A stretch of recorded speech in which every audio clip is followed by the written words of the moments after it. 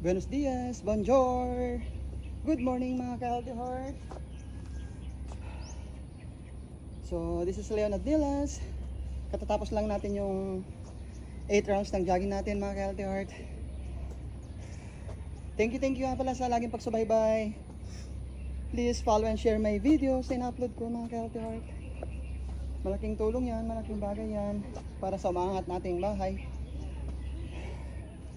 Big shout out nga pala sa inyo mga followers natin, friends, viewers dyan sa Middle East, lalo na sa USA, sa Canada, sa anumang panig ng mundo, and of course Luz Viminda, Luzon, Visayas, Mindanao.